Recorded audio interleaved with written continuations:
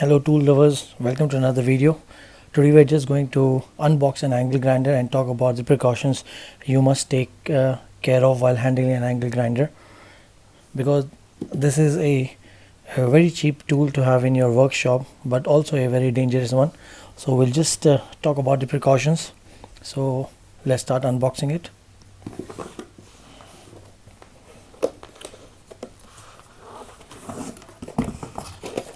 So we have a warranty card, a user manual.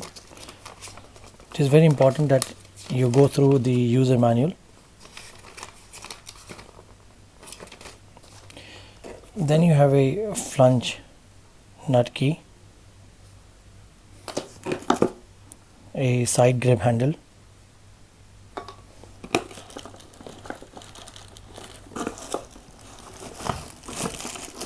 and your angle grinder.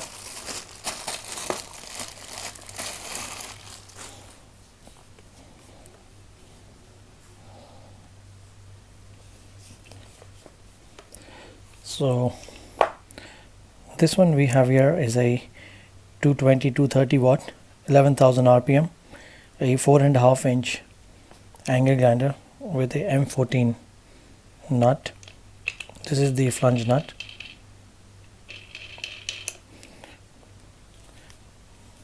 And this is your safety guard. It is very important that you have the safety guard on while using the angle grinder. You can just unscrew this and change the safety guard the way you like it.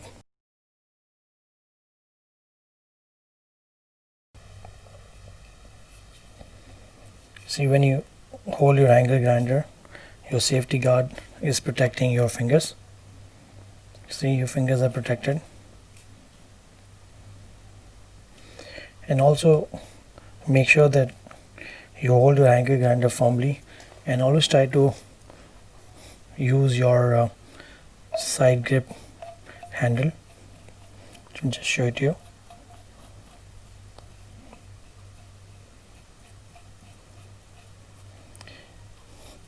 See, this will give you a very nice firm grip and then makes your work easy. When you hold it this way, it's difficult to work. See, but when you hold it this way, your weight is divided in both the hands and you can use your angle grinder very easily. And the next important thing is that when you buy your abrasives, it is very important that you buy good quality abrasives and not cheaper ones. Make sure that you check for the date, the production date. See, the one here is a 2019 production. So, and this is a DeWalt cutting wheel. So always make sure that you buy a good quality cutting wheel and not a cheaper one. I'll tell you what are the problems associated with a cheaper cutting wheel. And also, when you use a cutting wheel, make sure that the printed side goes at the bottom and not at the top. This is wrong. Should always go at the bottom. Let me just unscrew this. See, there is a lock here. When you hold this, it is easy to remove your flange nut. This one does not move, but when you unpress this, it starts moving, and the moment you hold it, it's tight. So just fix your disc, fits properly.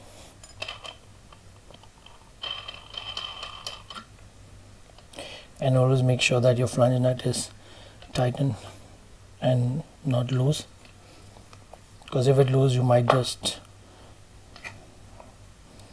go to injuries or your wheel might just fly off. It could be very dangerous.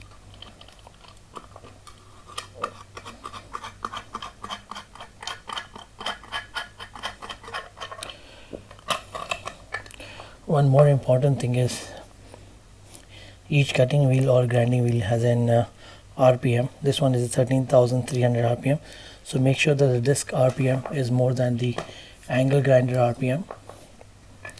You see, we talked about it that this one is 11,000 rpm, so your wheel should always have an rpm more than your angle grinder. And now talking about the risk of buying a cheaper abrasive is that it not only wears out quickly but also could lead to injuries. So it is very important that while using a cutting wheel you wear a goggles to protect your eyes, a face screen to protect your face, a dust mask to protect yourself from all the dust blown out from the abrasive, a earplug to reduce noise, and very important, gloves to protect your hands.